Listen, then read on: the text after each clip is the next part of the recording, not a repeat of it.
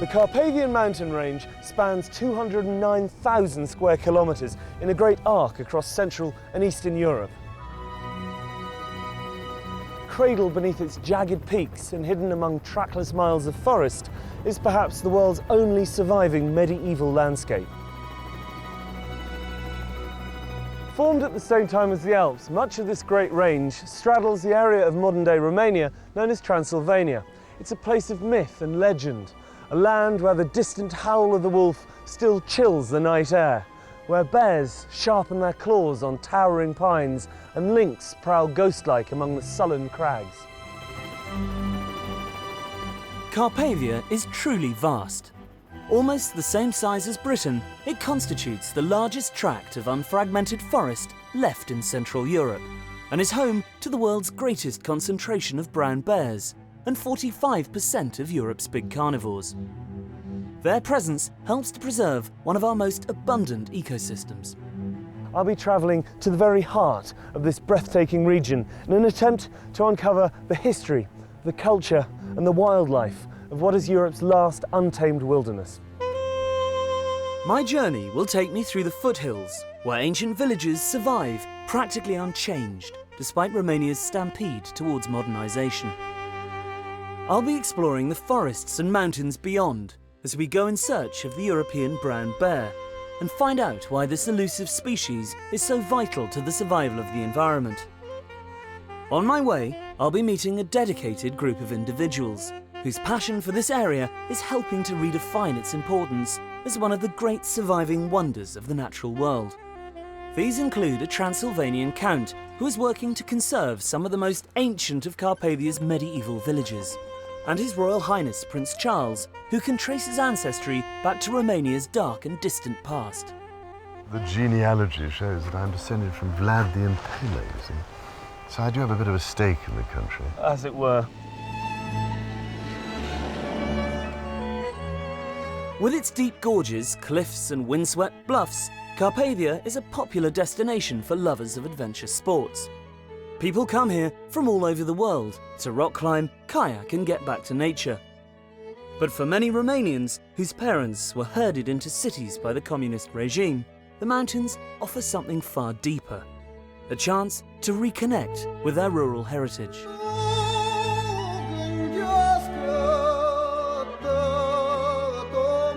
To get a feel for the geography of this unique mountain range, I joined Mihai Constantinescu, leader of the local Alpine Association, his wife Mihaela and their friend Nicoleta Carpinianu for a 2-day trek through the Apacen region.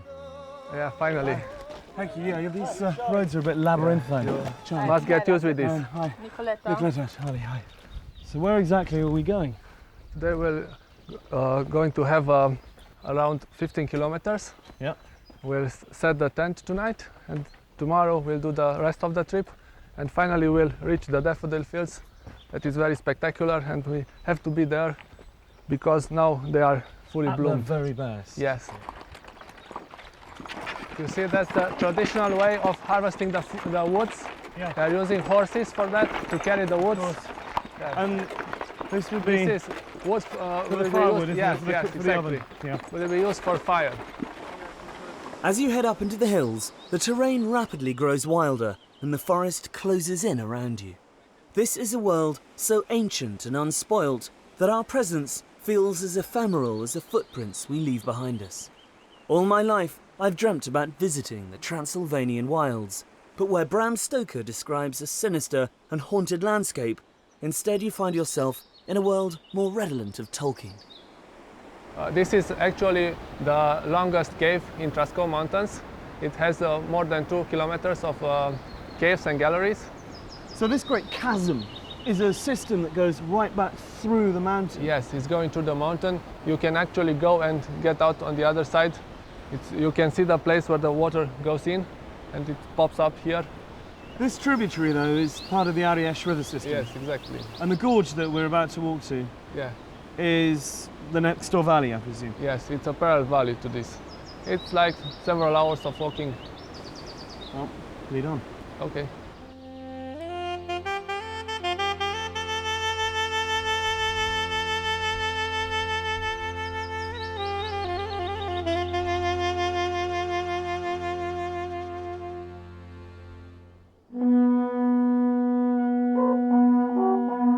We approached our campsite as dusk was fading to black.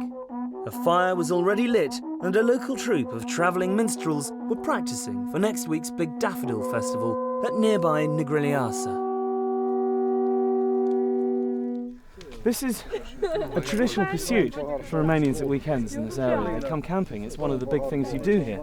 That's right. I think we're very lucky we got such beautiful countryside here, and most people appreciate that, so they come here weekends, also summer holidays. They usually get a tent and their backpacks and they go in the middle of the mountain, so you have to carry everything with you. Including your musical instruments.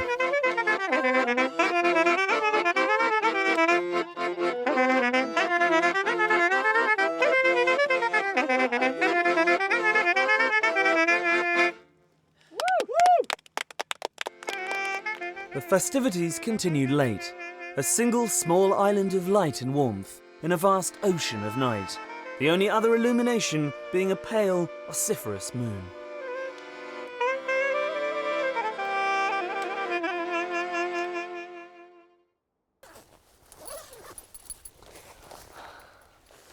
Check the coast is clear for bears. Morning in the mountains. I haven't seen it yet. This is my first view of it properly because we arrived in the middle of the night. It's paradise. These high alpine meadows, the smell of the juniper bushes, the light. Just can't beat it.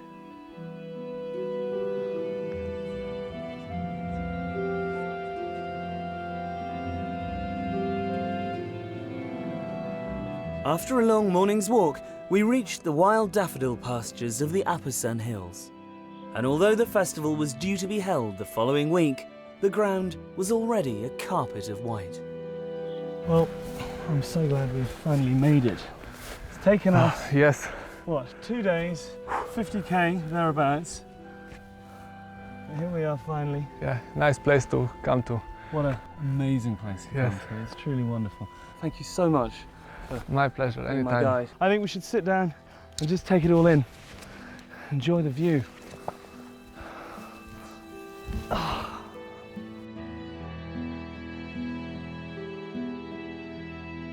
These stunning meadows of daffodils are just one of Carpathia's many floral spectacles, as I discovered when I caught up with head of World Wildlife Romania, Erica Stanciu, at a local food and crafts festival in Nucșoara.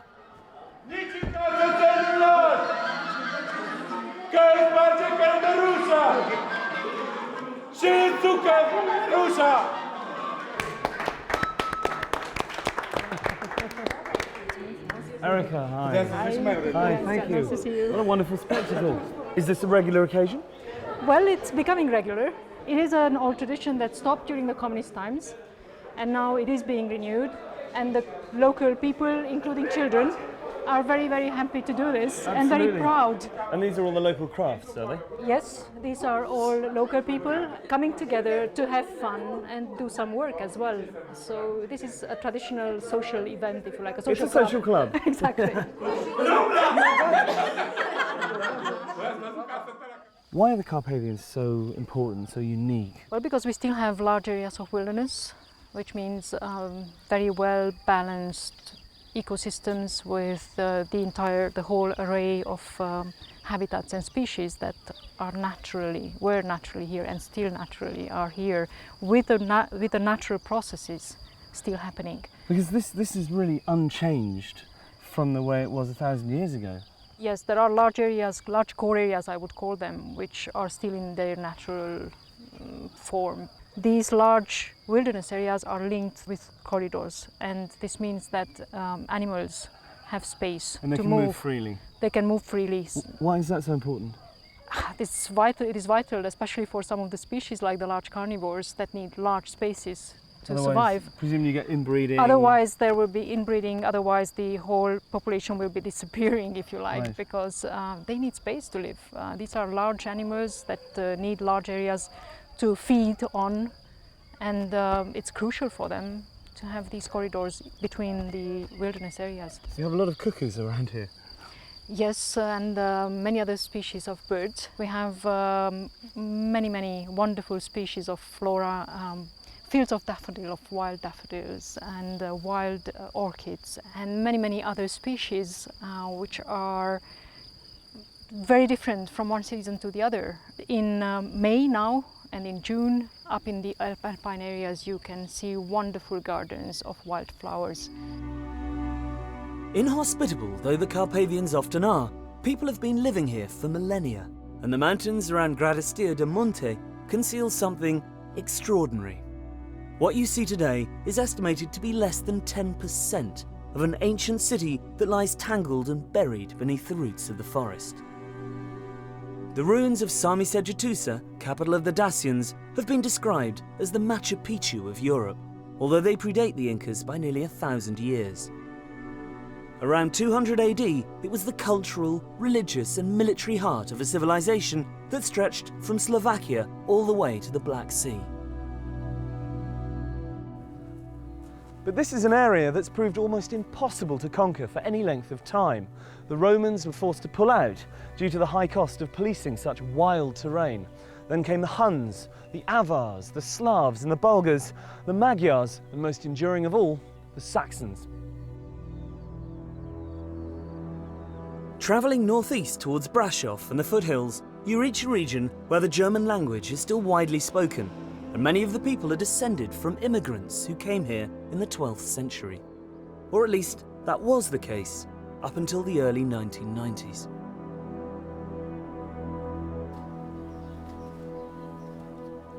This is an all too common sight these days. Empty houses, derelict village halls, crumbling churches. And while the younger generations spurn the peasant lifestyle for the draw of the big city, a far larger problem faces areas like this one.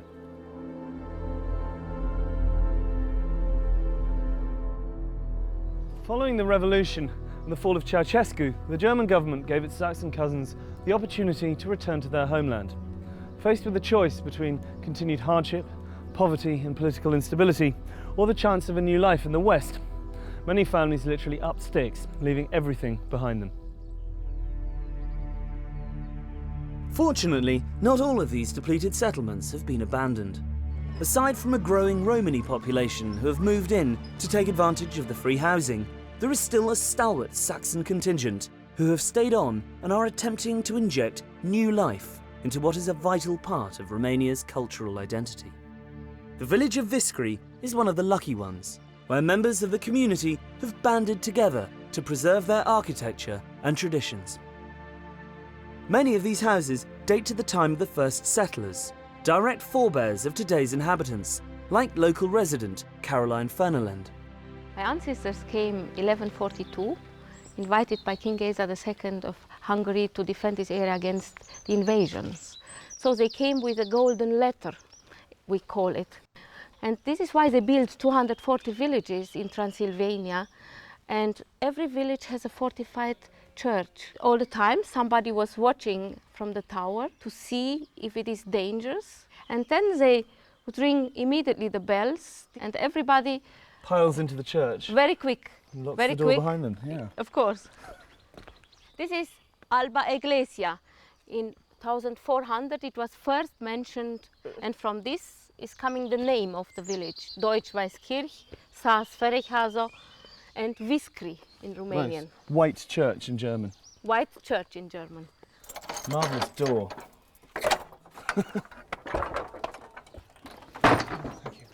It is a very simple church, and our daughter, she finds some rules from 1640, how the community was organized and what they have been allowed to do and what not. For example, if somebody during the service was snoring and your second neighbor would hear you, you have to pay a fine. So it's okay if you fall asleep, but you must do so very quietly. Very quietly, yes. And presumably there was a pecking order in terms of where people sat in the church. Yes, this we are respecting also today, even if we are 8, 9 people. For example, the young ladies, they sit in the back, and when you get older, you move more in the front. After 80-year-old, you have to sit here close to the angel of death. This is the last station alive. It is preparing you For the afterlife. for the afterlife. How extraordinary. That shows a very healthy business-like attitude to mortality, really. Look at this. It is unbelievable. It's just so big, you can see, I mean, all the tiles on the beams, all the way up the structure inside the tower.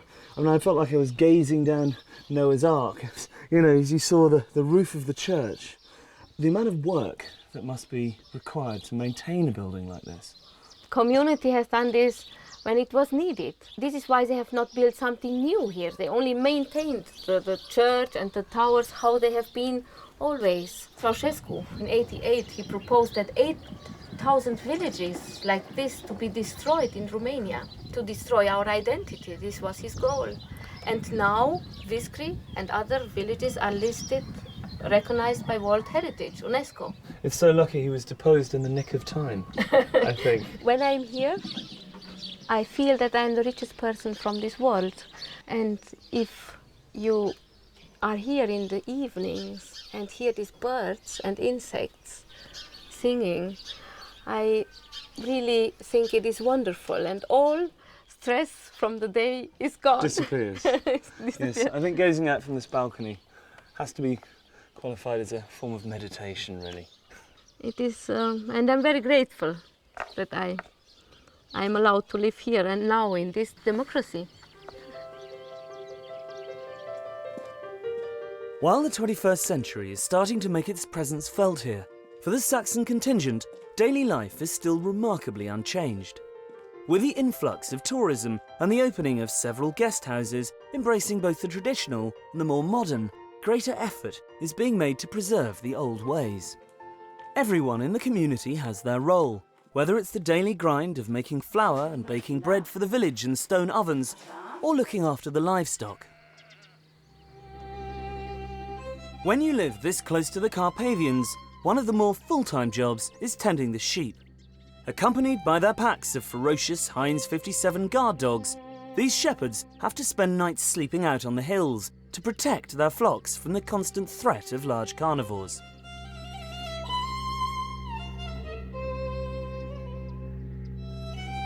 Am avut. Deci acum ce să spun eu asta? Cum atacă lup? They had problems. Usually the wolves are attacking. Lupul te atacă, te pândește. Șade drept o grămadă cu mărăcini undeva, vine, te vede că ai trecut încolo și s-a sărit pe oaie. Does he ever get scared? Because presumably if he catches a wolf attacking a sheep, he's got to go out there and try and bash it over the head with his shepherd's crook.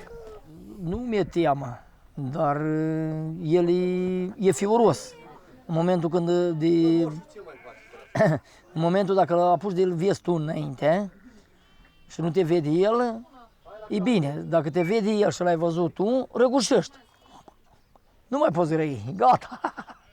Would he rather there were no wolves, or is 1 or 2 sheep a year an acceptable loss to have large carnivores living in Romania? Deci să nu ai pierdere, pagubă. Dar să fie urși lupi. Poți să fie urși lupi, dar să nu ai pagubă. Every day, Stelliker and his colleagues drive their flock for miles across the open pasture. And most exhausting of all, as I found out, they also need to milk each sheep by hand, twice.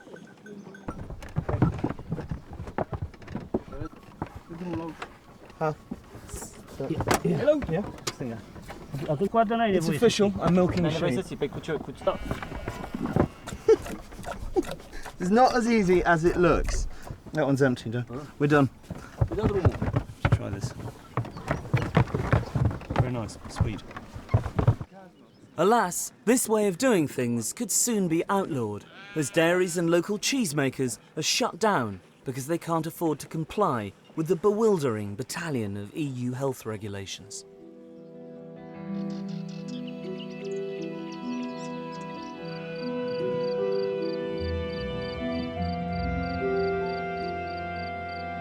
One organisation that is striving to prevent this from happening is Adept, a charity that maintains local methods of farming and living off the land are essential for the survival of a rich and varied ecosystem. I caught up with British-based founder Nat Page. We're now in a typical damp lowland hay meadow, which is probably the most threatened kind of habitat in the whole of Europe today. They existed around villages in Western Europe and Eastern Europe, and really they've only survived in Eastern Europe. Here, just in this square metre where we're standing, in the beginning of June, there will be 60 different flower species in every square metre. The diversity of the flowers is just absolutely unbelievable. And that's because this has never been fertilised and has never been sprayed. And this kind of landscape is of fantastic European importance. You say it's under threat. In what way?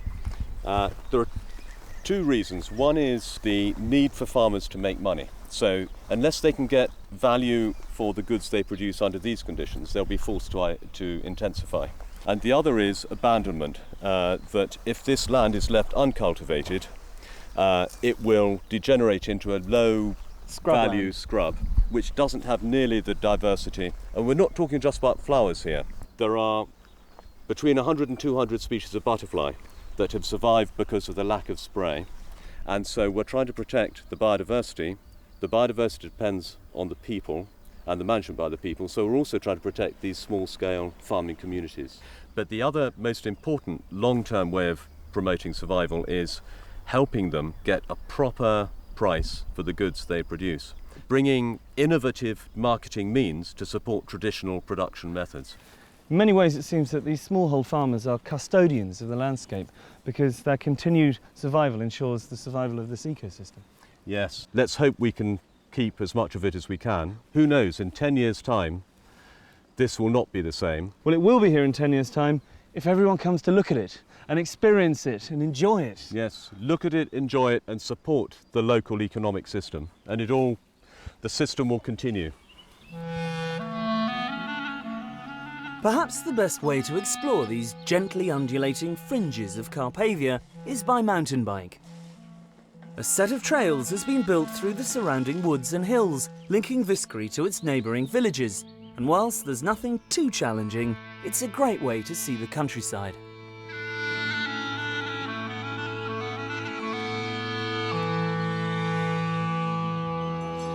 I arrived back to the village at dusk, in time to witness one of the most iconic spectacles of rural Transylvanian life.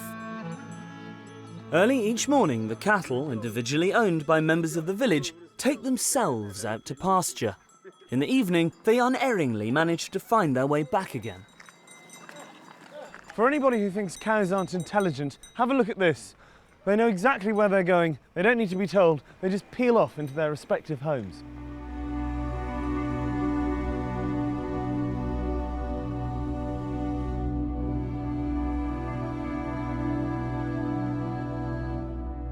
As Romania's economy is developing, the environment faces ever greater danger. With much of the country's biggest natural resources either under the ground or sprouting out of it, the impact on this mountain paradise is increasingly costly. This is one of thousands of illegal logging operations that are taking place as I speak in the mountains of forest of this area. Look at this tree, you can count the rings. It's over 100 years old. It's not even selective. Well, it's selective in as much as they take the largest and the oldest trees, cart them off. It's a tragedy. Deforestation is the greatest threat facing this wilderness. As far as the government is concerned and the people who have been restituted land here, Carpathia's main value lies in its prime timber and mineral deposits. For a country struggling to catch up with the rest of Europe, this region is, literally in some cases, a gold mine. Insufficient resources to police such a huge area and a reluctance to do so makes it almost impossible to prevent such wide-scale clear felling. On top of this, the absence of planning laws is giving rise to a spate of new and often ill-conceived developments, like environmentally damaging ski resorts, hastily built to take advantage of the influx of foreign tourists. If operations like this one are allowed to continue due to greed and corruption and the demands of the Western world, then the forests of Carpathia will probably disappear within the next 10 years. But with Romania still such a poor country, it's hard to argue that they shouldn't be allowed to exploit their natural resources to improve quality of life. I've come to the frontier of the forest near Zarand with friend and environmental activist Radu Mot to visit one of the last people whose existence remains untouched by the wheels of progress. What a glorious place to live, but how isolated. We're here to meet a woman called Varvara, who's been living on top of this mountain all her life. Her husband died 24 years ago. She's got no running water, she's got no electricity, and no one around her for miles. It's a tough life. It's a tough life indeed. Bună ziua! Bună ziua! Ce mai faceți? Ia pe apa și cu greu. La Charlie, mulți ani, la mulți ani. How does she survive up here? She have some cows, but nobody will buy the milk anymore. So she gets no income, No income whatsoever. You have problems with wolves here as well, obviously. Da, frică, nu, ce The wolves killed a dog last autumn. The wild boars is destroying the crops. And she's got no one else to protect her if they come, you know. Just the dogs. They don't look very fierce, I have to be honest. So she purely subsists off the vegetables she grows and from the milk and the livestock. Exactly. And water, what does she do for water? I can't see any springs around here. De unde vă aduceți apa? De acolo din pădure de jos. There's a spring down in the forest. How does she get it up here? Am mai dus cu vatra, dar nu mai pot, numai cu sticlele duc. She's carrying plastic bottles full of water because she cannot carry the buckets anymore. Well, there are 2 buckets there. Why don't we go and fill them up for her? Cu astea cărați apa? Da. Vă ajutăm noi să le... Ok, let's do it. Dacă vrea. Okay, back in a minute. I'm not surprised she's scared of coming down to get water in the woods when she's heard a dog being killed outside her very door, you know. The wolves attacking one of her dogs while she was probably in the house. I'm sure she's afraid, but Romania, it's known for this tradition of coexistence between people and large carnivores. And this is a particularly important section of the Carpathians. This corridor connects a separate population of brown bears in Apuceni Mountains in central Carpathian with the main population from southern Carpathians.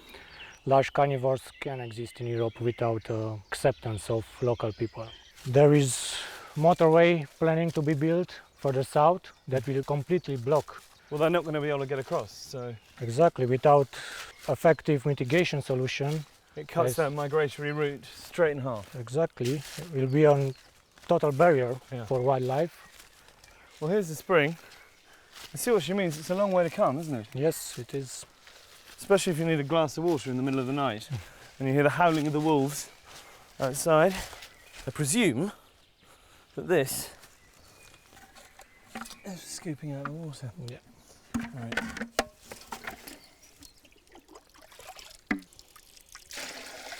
Can't believe she has to do this every day, and she doesn't even use these buckets. These little bottles don't last very long, so it must be constant coming back and forth. Exactly, but it's the only way for her to get water. I think we should try and raise some money, get her a generator and a water pump and a hose sorted out. Exactly. So yeah. V-am adus apa. Vă mulțumim frumos. Cu plăcere, numai. Trăiți la mulți ani. Sănătate, numai bine. De-aia, Domnul. Hope that'll keep her going for a while.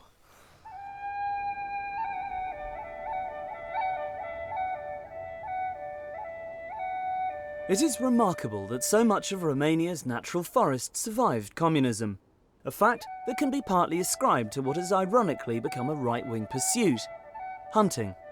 One reason the Carpathians are still home to big predators is because Ceausescu forbade hunting by ordinary citizens, according the European brown bear total protection in order to have exclusive access to trophies in the late 1970s.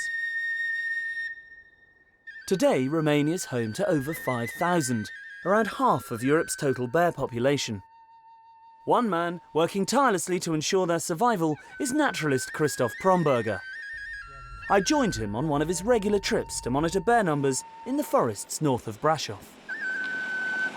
The wilderness really needs large carnivores because they keep the whole system in balance. They keep the ungulates under a certain threshold, so the forest can regrow, and when the forest can regrow, all the other species, the birds, can live and so on. So the large carnivores are really important to keep everything alive. By ungulates, you mean herbivores? You mean the deer? Red deer, the roe deer, to some degree wild boar, the chamois in the higher elevations. For example, you know, if you don't have wolves, then the chamois will go down in the forest, and then in winter, and then they can eat a lot of the young trees.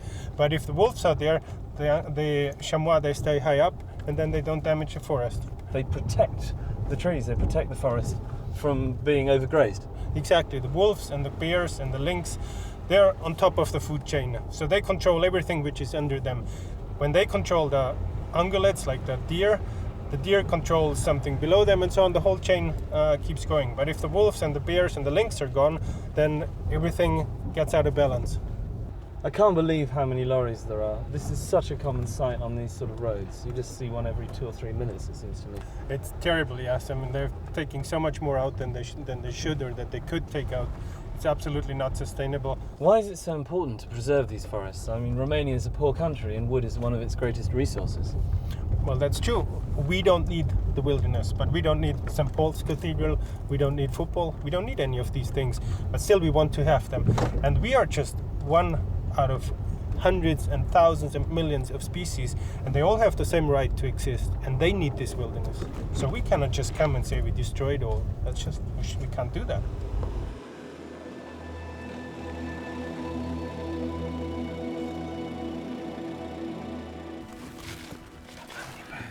In this area, there's about 25 bears that are coming more or less regularly to this hide. The hide is just around there, about 150 meters from here. We gotta be very quiet now. They're the same family as the American grizzly, aren't they? Yes, they're actually the same species. They're just a different subspecies. Okay. Yeah. We might look out, there might be already tracks. Yeah, that we find tracks on the ground. They don't really attack people very often. No, don't worry, don't worry. No, I know. I'm with you, I protect you.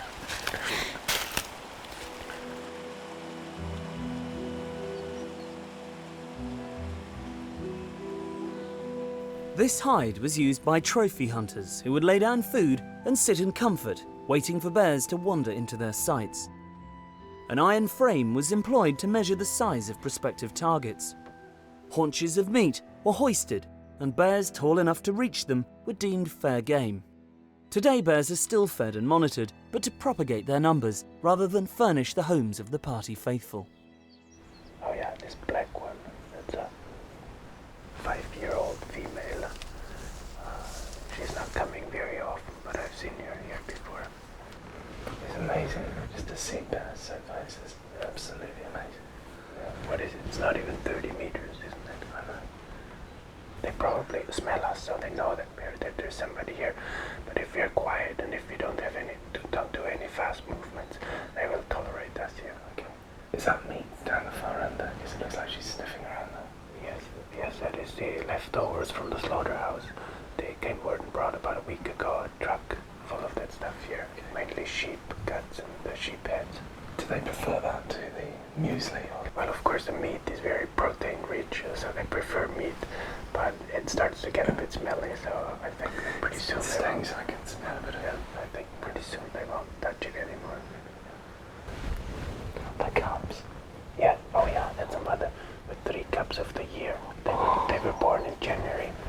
Oh, look at that. The first time this year that they come out here. Yes, they've never been here before. No, she was very careful with them so far. So that's the first time that they're here. Wow, so this is a special occasion. Fantastic. How big are they? 15 kilos now. Tiny. Yeah, that's so cute. That's everyone. Look at that. It's hanging off. It's trying to hang on. I imagine you never get bored of this. No. You can't live almost every day, don't you? You can sit here every evening. There's every evening something else happening. I can watch this forever. Yeah. Really good. As well as his environmental work, Christoph and his wife Barbara run an eco-lodge, which offers guided excursions to the bear hide, as well as kayaking trips. Their riding school, Equus Silvana, lays on equestrian breaks, where guests can spend days galloping through fenceless wilderness.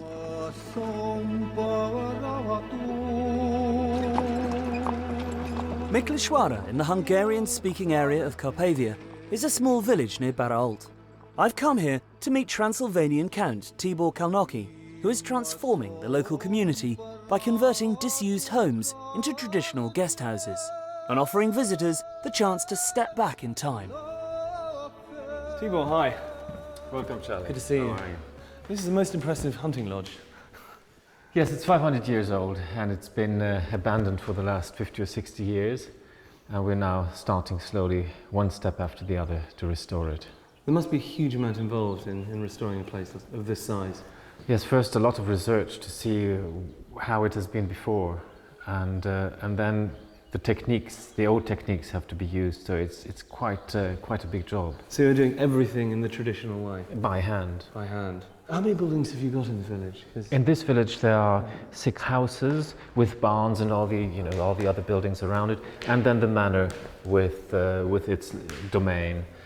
So it's if we take the buildings themselves, it's something like a dozen of So you're buildings. creating quite a space for people to come and stay and experience the village life here.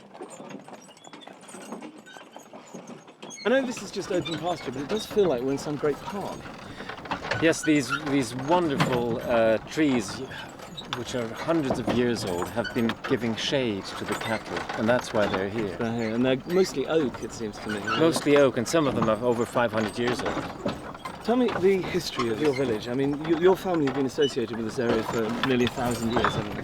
Well, the village itself is the oldest of the whole region, of the Sekla land, as we call our region, which is populated by the Seklas.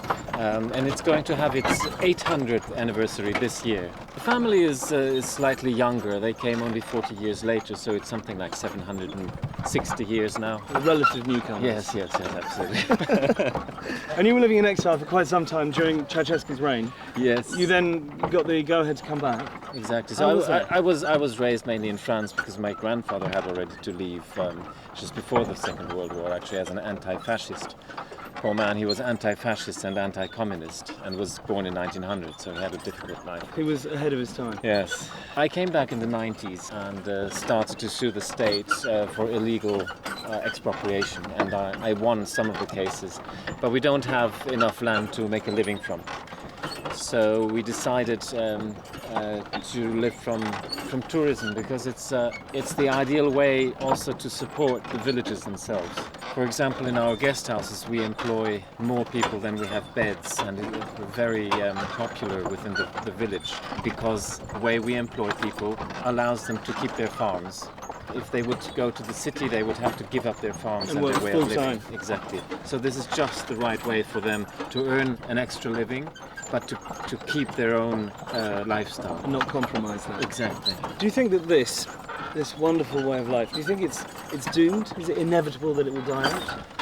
I hope not. You know, I've seen in America and already in England also reenactments of, in open-air museums. Of course. People get dressed and then reenact ways of life they think it might have been 100 years earlier. Well, here this is not necessary yet, because it's still happening. But it is so important to keep it going, because once we lose it, it'll be lost. Gone forever. Gone forever. The next morning, Tibor and I took a trip to the even more remote village of Zalampatak, where he's been working closely with His Royal Highness the Prince of Wales to restore several properties as examples of how rural tourism can benefit local communities without impacting on the environment. One thing about Romania that I always find surprising is you drive down these roads in the middle of nowhere and you come to these little pockets of civilization. And then you have something like this. And you have something like this at the end of it. Have a look at the main house. We have 3 rooms here. Been quite some painstaking work restoring all this furniture. And your carpenters did the veneers and did all of this? Yes, and the polishing and the upholstery and everything. And even these electrical fittings had to be restored. And the paintings? Paintings, most of the paintings have been hand-picked by HRH. I love this. This is a carpet, presumably. Yes, these are Turkish and Caucasian antique carpets. Once they are too old to be kept on the floor, we put them on the walls. Well, it lends a warmth to the room. Absolutely. Which I imagine you need in the middle of winter, because it gets quite Definitely. cold here, doesn't it? Exactly, you got it right, yes. I've seen this colour on certain buildings in parts of Spain. Is this a traditional lime wash here? Yes, here it's called Transylvanian blue, and it's a characteristic here for serfs' houses, for stables, for houses that are not dwelling houses. So this is the old stable building, which we converted a bit to a more comfortable place. Yeah, just a bit. Well, it's a fabulous place to come and hide away What's the inscription there? I got the Wales bit. Yes, it's a tradition to document the dates of building and renovation in houses in the main beams. So this one reads, this house has been renovated by Count Thibaut Carnocki in 2009 for the Prince of Wales. It's so satisfying watching craftsmen at work. It's immaculate when they put the tiles in. Yes, I wonder how they get it right. It's not so obvious, actually. No, it is like doing a jigsaw puzzle, really, Yeah. I think. Tell me, Thibaut, why did the Prince of Wales fall in love with this particular place? I mean, I can see it's very beautiful, but why here? I suppose it is because it's a place where the local population still lives in total harmony with the environment, with nature. And it is not complete and total wilderness like up in the mountains. It is actually handmade, but it is the perfect cohabitation of man with nature. It's easy to forget in such comfortable surroundings that the forest is still only a few feet away from the back door. A fact I was reminded of when I took a quick stroll in the adjacent hills. Walking up through fields of orchids along the edge of the tree line, you are completely immersed in the natural world. I never dreamt that I would actually see bears in the wild outside of Bearhide, but here was a sight I'd been hoping for all along. Proof that man has yet to ruin this pristine and innocent landscape. This is incredible. I can't believe my luck. Look. This is why the Carpathian forests, mountains and villages need to be preserved in all their untamed glory. Not just for the benefit of future generations, but to ensure the survival of Europe's most endangered carnivores.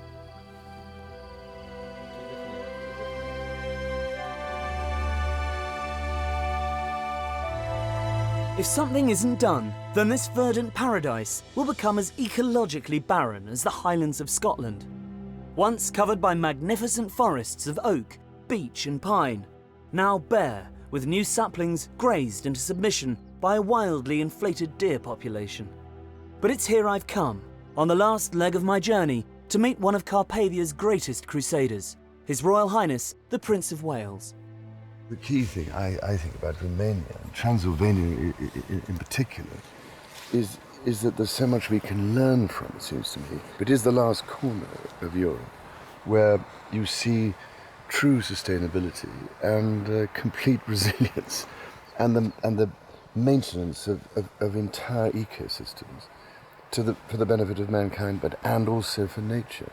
And there's so much we must learn from that before it's too late, I think. So presumably this is why it's so important to preserve it for the future. Well, I think so, but people will say, oh, well, she's just trying to preserve things in aspic, or you're trying to prevent progress and so on. But you'd think by now we might have learned a few lessons from the things that have gone wrong with an agri-industrial approach to everything. Because the great thing, it seems to me, about Transylvania is the combination of natural ecosystems, the forests and the agricultural areas, together with the human cultural systems. And it's this extraordinarily unique, integrated relationship which is of such huge importance. Once you pull it all apart, you're left with something which can just be exploited without being treated in a sustainable way, if you see what I mean. Because if you cut down great swathes of the Carpathian natural forest, you're actually destroying one of nature's great services to the rest of mankind in terms of carbon sequestration. Given the fact that the rise of industry and agriculture has led to the almost total destruction of the Great Forest of Caledon here in Scotland, do you think that there's a way of stopping the same thing from happening in Romania?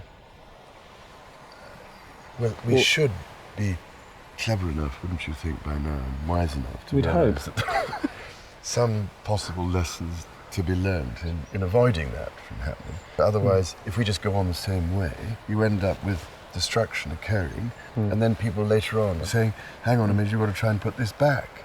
What is the point of running into a proverbial brick wall, this time of such a painful sort, that by the time we realize that we have to redesign our food systems and put nature back at the heart of the whole process in order to provide us with what we take for granted, how are we going to be able to put it back? Yeah.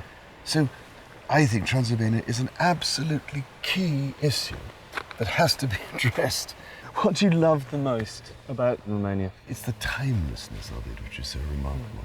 And almost out of some of those stories one used to read as a child, it's quite remarkable. People are yearning for that sense of belonging and identity and meaning. And we have to rediscover some of these aspects of the way we produce food and live with and maintain and give back to nature if we are to make sure this whole system continues. And that's why human cultural systems matter, because they're intimately linked to that aspect of nature. It's in us, but we've somehow denied it and thrown it away and said it doesn't matter, it doesn't exist, it's irrelevant. It isn't irrelevant. Nourishes the soul and the heart, absolutely. That's what Romania does for you.